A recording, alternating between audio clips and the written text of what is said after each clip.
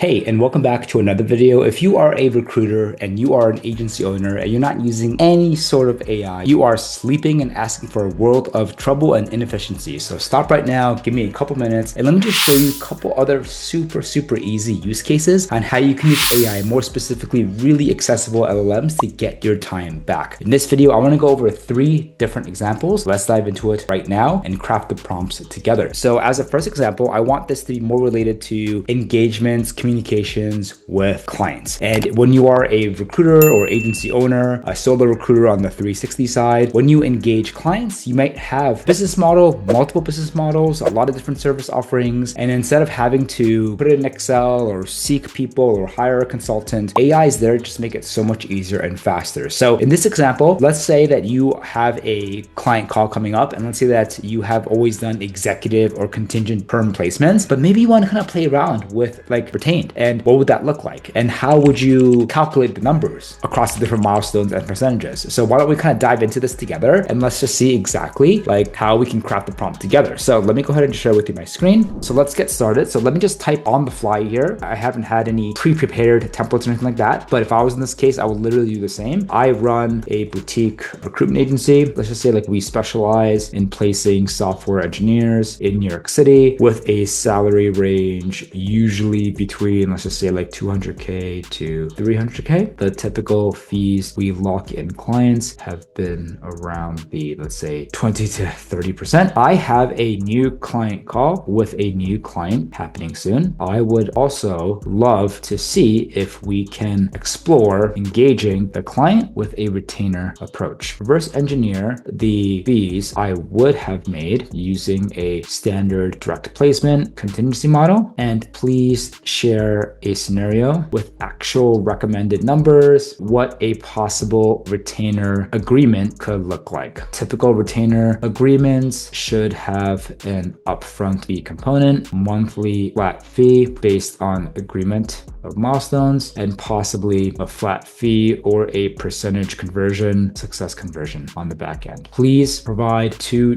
different scenarios of numbers we can use. First can be more aggressive to optimize generating revenue, while the second can be more conservative. Please make the value and cost savings to still be a no-brainer from the client's eyes. All right, hope that made sense. Let's click enter and see what it says. Now I'll just wait a little bit. Polishing the client-side math, crunching the numbers, building your fee scenarios. Let's see. This is really useful to do because if you did not have LLMs, you'd have to resort to a lot of Excel math, spreadsheets. Like I said earlier, hiring someone. If this is your first foray into retainer, the different ways that you can slice and dice it is literally infinite amount. And so, but LLMs can just fast track and smooth the what if scenario so much better because it just gives you all the information, does all the calculations for you. All right, we're starting to get a glimpse of the result. Look at that. I did not even ask it to add design elements to it, but this is fantastic. So let's just see what we have here. All right, New York City software engineering recruitment. You got the fee model analysis and retainer scenario. Perfect. Contingency baseline for structured retainer, 2 engagement models. So in the contingency baseline, let's say this is my standard business. I'm targeting salaries in the 2 to 300K, fee range 20 to 30K, average placement 40 to 75K. So a 200K at 20%, 40K, 250K, 25%, 62K, 300K, 30%, 90K, 3 hiring arrangements, averaging 250K at 24%, about $187,000. That's kind of like a benchmark. I agree with that. It's pretty standard. Real quick, if you ever thought about starting your own recruitment agency or you're a recruiter struggling to land clients, you'll want to check out our coaching and implementation program. Inside, I give you the exact scripts, the outreach templates, and acquisition systems I used to hit over $500,000 my first year, scale to over $100,000 months, and do over $5 million in placements on my own desk. Our students are already hitting $30,000,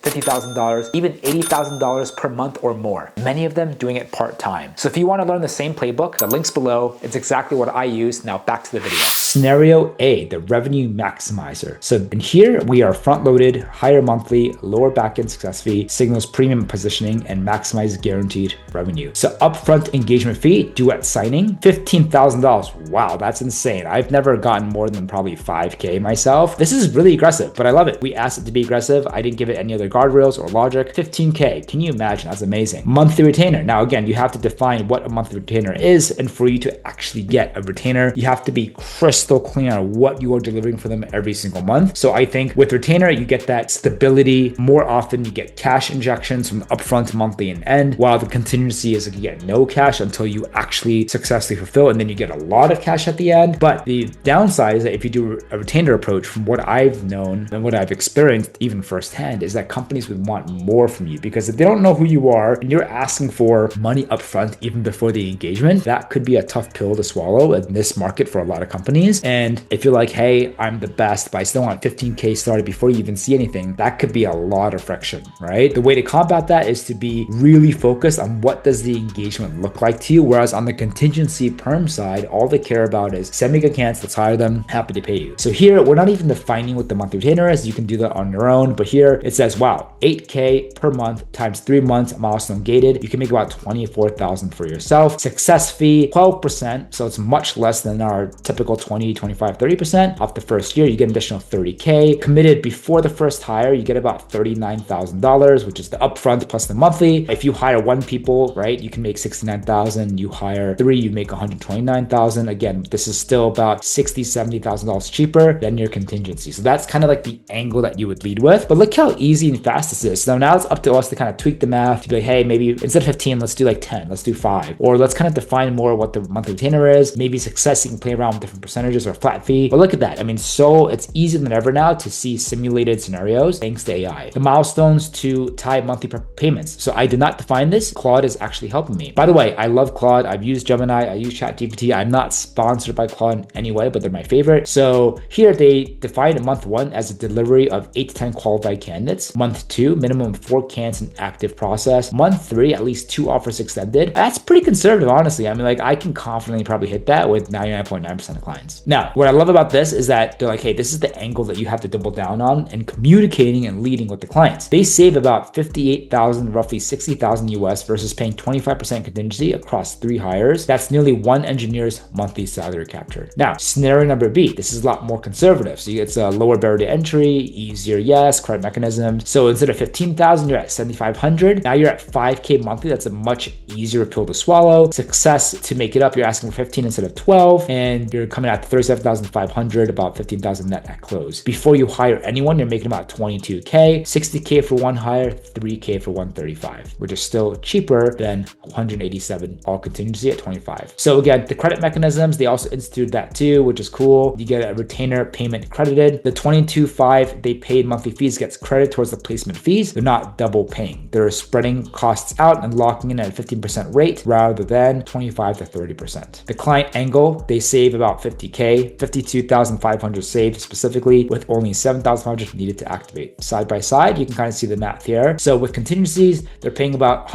almost $90,000. Scenario A, even though that was more aggressive, the client pays 129. Scenario B, the client pays 135. Still saving a lot more money than the good old contingency, okay? And then it kind of shares with you like even tips without even me asking how to frame it on the call. So you want to anchor to market rate. Say, hey, most firms at this caliber charge 25-30% on the salary. That's 60-90K per engineer with zero accountability until someone accepts an offer. Reframe the retainer as their protection, right? Contingency have zero skin in the game until deal closes. You could ghost them and they have no recourse. A retainer buys milestone committed with hard dates. It's a service level upgrade, not a new expense. Lead with scenario B. It's the easier yes. Then mention scenario A as the priority exclusive track if they want faster timelines, deeper pipelines, or dedicated sourcing bandwidth, and use the credit language. Don't say monthly fee plus placement fee. Say, hey, you pay 55K up front against the search, and that comes off your invoice when we close. You're not paying twice. You're just spreading it out and locking in at a better rate. Closing on the math, either way, you're looking at 50 to 60K in savings versus standard. So I love that. And now a second thing I want to show you is, let's say that you want to approach this call with more of a marketing collateral. So like, please use the findings and create a well-designed 2-page PDF along with data and market insights that you can share with the clients on the call, right? So then you can now repackage this information, make it look nice, make it look professional, and perhaps you can email it to them. Perhaps you can share your screen and walk them through it so that everything looks professional. But look how much time that we're saving just to even get to that regular math. It might take some of you days, hours, tons of minutes minimum, right? Cool. Now with this second prompt, we are seeing a lot of code that what Claude is going through to generate a 2-page client-facing PDF. I did 2 just as an example. I probably recommend 1. Another great thing that you can do here is you can ask Claude to create a PowerPoint presentation to show like, hey, what's the narrative of using us? Like, who are you, your track record, go down the math, show the volume, show the value, right? On who you are, what you've done, what you can do for them to make it a lot more professional and compelling. So why don't we wait a little bit longer to see exactly what we can do here, what Claude can do for us. So let's give it a couple more minutes. It's working very, very hard. So for the time, let's just kind of fast forward this and we're going to wait until it's ready to go. All right. And we are back and look at what it created for us. How cool is this? Engagement fee model overview. You can of course style this further. The New York City software engineering hiring landscape, right? You got the average salary, time to hire, offer decline rate 34%, roles unfulfilled greater than 90 days, 41%. So you're kind of leading with market insights and data. You can really emphasize that, hey, talent scarcity is structural, the pool is shrinking relative to the demand, the speed wins the candidates, contingency misaligns incentives, right? So it's all about, hey, let's not do the contingency anymore. Let's prioritize speed over fit and work with multiple clients simultaneously. Retainer-based engagements produce 47% higher retention at the 12-month mark, okay? And what we have here is that what a traditional agency cost would give you. So like now we're creating the argument at a lower end at 20%, 40p, 40,000 per hire. If you do 3 hires, you're spending about $120,000. Mid-market about $187,000, premium about $270,000. The exposure is high risk for the clients. Contingency recruiters carry 0 accountability, no pipeline visibility, no milestones, no guaranteed deliverables. You only pay if they close. Cool, making the argument strong there. Now we're shifting, but retainer, if you work with us, this can give you actually a lot more savings. So again, redesigns our 2 little scenarios. The revenue maximizer, upfront 15, monthly 24, success rate 30K, you save 58,000. Or scenario B, 7,500, 15, 37, client saves 52. They can see the math plain as day, just like that. What does each month payment unlocks? Month 1, 8K, 5K, 8-10 qualified candidate profiles delivered, 4+ candidates in active interview processes, 2+ offers extended or formal search conclusion reports with next steps. At close, a success fee, placement fee invoiced, retainer payments credited. And then now you can see a side by side. So hey, if you do contingency only, we can do that 187,000, but I care about you. I would love to consider other scenarios. Scenario A, you pay 129,000. Scenario B, you pay 135,000. Easy peasy. Ready to move forward? Both models include milestone accountability, dedicated sourcing bandwidth, and a defined engagement timeline, not available under contingency. So this is something that you can just redesign, optimize, tweak, but you can really run this asset with a client on the phone, and you can basically, make a very cohesive presentation and make it look equally as compelling and professional. How cool is that? Now, another example I want to show you how you can use AI is, let's say that you are just starting a brand new agency. Let's say that you're pivoting to a new market, or maybe you're already experienced and you want another pair of eyes to give you confidence on whether or not a candidate is actually a good fit for your client. So an easy thing that you can do is, let's just say hypothetically, our client is Airbnb. And let's say that I just picked literally a random back-end software engineer in London, United Kingdom. You can see the typical job rec here, expertise, typical day, difference. So what you can do is, and this is typically great for people who are brand new, okay, is you can literally copy and paste this into Claude, say. And then what I'm going to do is I'm going to identify another random resume. So let me kind of go ahead and upload that right now. Okay. So I've now added a random resume of someone, and I'm going to then share the job description of my client, in this case, Airbnb, with Claude. And I want Claude to share with me if the candidate's actually a good fit. Using the attached resume, please share it with me if this candidate is a good fit. It's a good fit for my client. Client's job description is, let's see, please use the name David